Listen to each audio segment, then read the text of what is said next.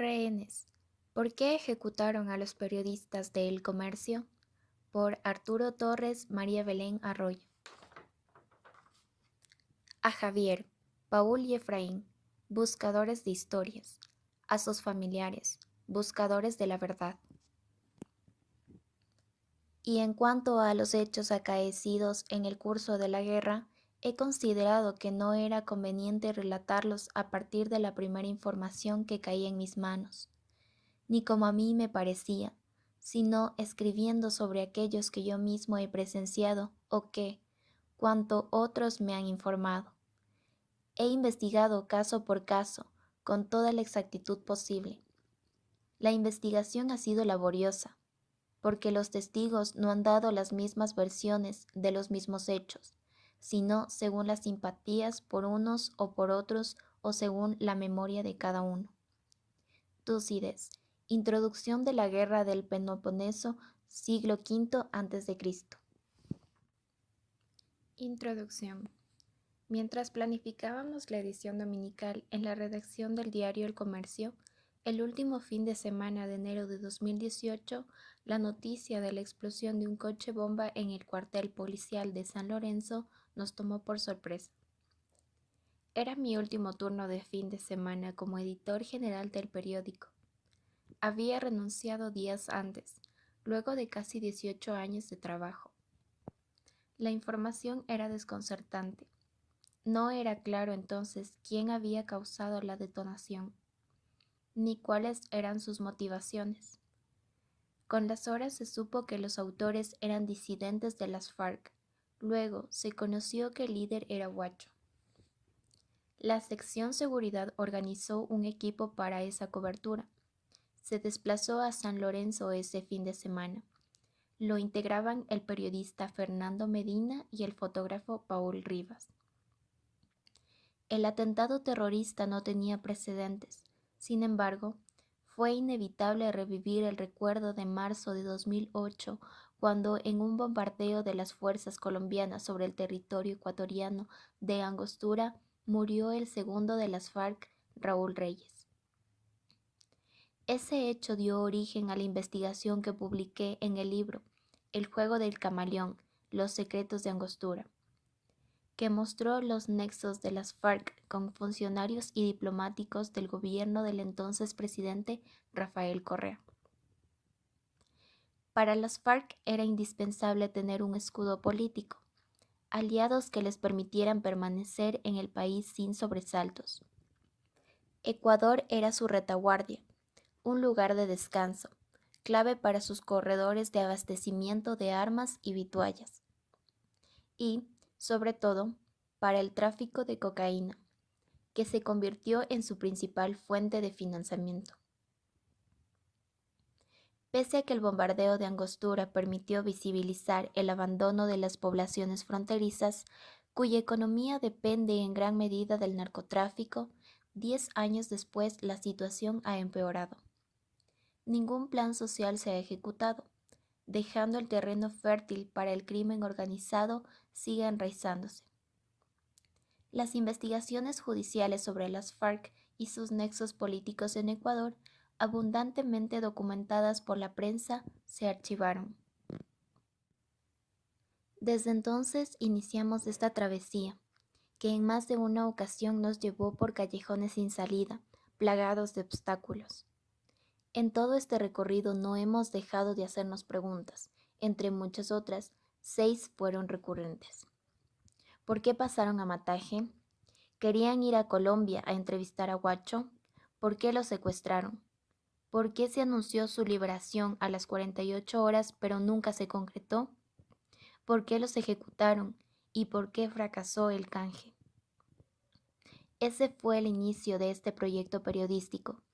Tratamos de responder, con todas nuestras limitaciones de tiempo y recursos, preguntas que los gobiernos de Ecuador y Colombia aún no han sabido esclarecer, para tranquilidad de los familiares de las víctimas, identificar a los responsables directos e indirectos de este crimen que cobró 3 víctimas inocentes.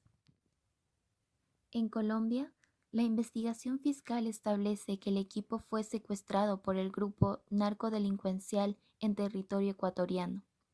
Además, que el gobierno falló en la negociación para concentrar el canje de rehenes, los 3 periodistas a cambio de 3 hombres de Huacho. Eso habría desencadenado su ejecución. Ambos estados tienen visiones distintas sobre un mismo hecho. Nosotros tratamos de ubicarnos en el medio de esas dos posiciones opuestas. Intentamos mostrar en qué circunstancias ocurrió el secuestro y ubicar este hecho en el contexto de la crisis de la frontera norte. Nos esforzamos por reconstruir lo que pasó, por qué ocurrió y cuáles han sido las consecuencias luego del plagio. No pretendemos ser fiscales ni jueces, ni actuar en nombre de la justicia. No es nuestro interés responsabilizar ni exculpar a nadie. Esa es una tarea de las autoridades judiciales. Definimos varias hipótesis centrales y nos enfocamos en confirmarlas o descartarlas, alejando los apasionamientos y subjetividades, apegándonos con disciplina al método. Reconstruimos los hechos luego de someterlos al fuego de una contrastación rigurosa de fuentes documentales y testimoniales. Luego los reconfirmamos. Este trabajo implicó, desde mayo hasta enero, un amplio despliegue de campo, desplazamientos constantes a Esmeraldas, San Lorenzo, Mataje, Sucumbíos, Bogotá, Boyacá. Demandó entrevistas con medio de concentrar fuentes, unas formales y en grabación, otras off the record, sin grabadora. Además, revisamos miles de documentos oficiales referentes al caso en Ecuador y Colombia. Las fiscalías de ambos países tienen, cada uno a su modo, su propia teoría de caso. Sus narrativas no se concentran ni confluyen en varias líneas investigativas. La Fiscalía de Ecuador plantea la tesis de que los periodistas fueron secuestrados en Colombia, hasta donde habrían llegado por voluntad propia. Allí cayeron en manos de criminales que no pretendían respetar sus vidas. Con estos antecedentes empecé a trabajar en la segunda parte del juego de camaleón. Buscaba descifrar lo que había ocurrido en estos últimos 10 años. Entonces ocurrió el secuestro y asesinato de Javier Ortega, Paul Rivas y Efraín Segarra, de El Comercio. El desenlace trágico nos tomó desprevenidos a todos. Nadie lo esperaba. Hasta antes de confirmar su muerte, el escenario más pesimista auguraba que su liberación podría tomar semanas, incluso meses. Con mi esposa y colega María Belén Arroyo, pensábamos ingenuamente que el regreso de los 3 concentraría los siguientes días. Estábamos equivocados. Cuando a primeras horas del miércoles 11 de abril vimos el comunicado de los disidentes explicando las razones de la ejecución, entendimos que el desenlace fatal era inminente.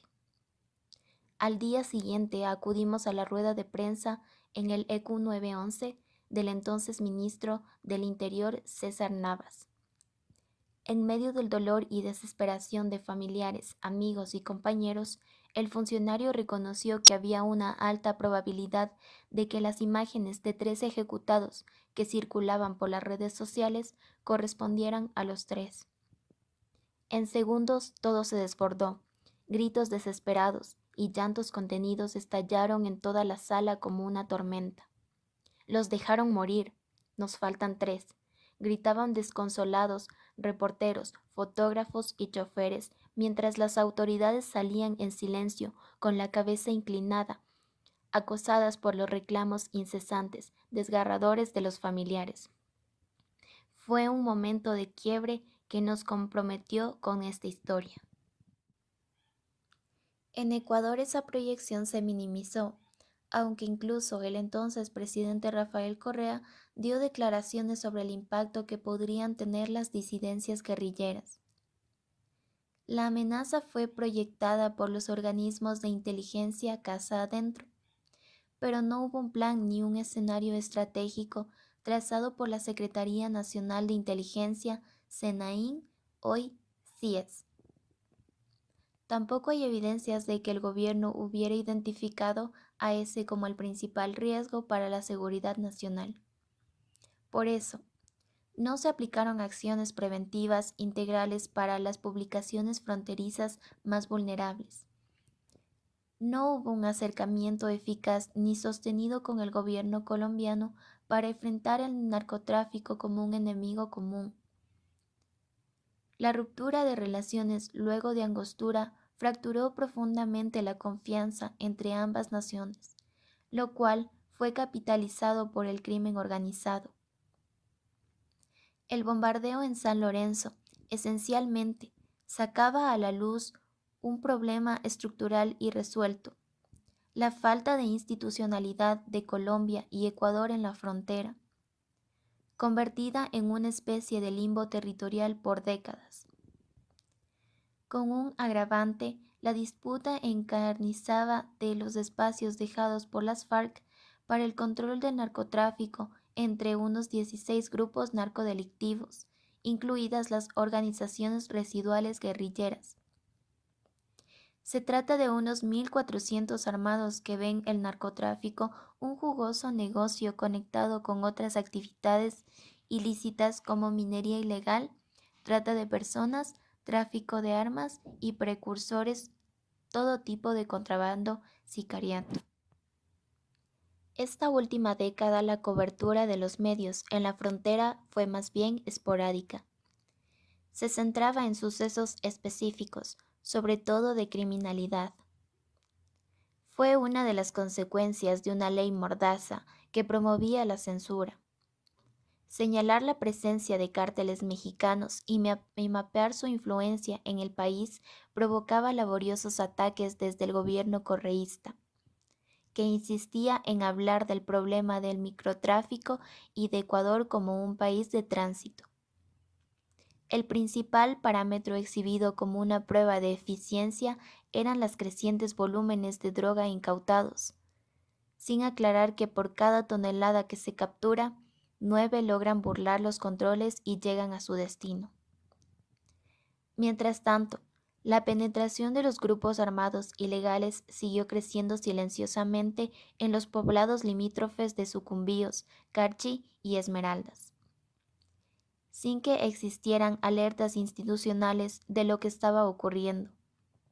Muchos de sus habitantes y funcionarios fueron amordazados por el miedo, otros simplemente seducidos por el dinero fácil. El acuerdo de paz, firmado en 2016 entre el presidente de Colombia, Juan Manuel Santos, y las FARC, parecía prometedor y auguraba el fin del conflicto. Sin embargo, uno de los escenarios de post-conflicto pronosticaba que no todos los guerrilleros dejarían las armas.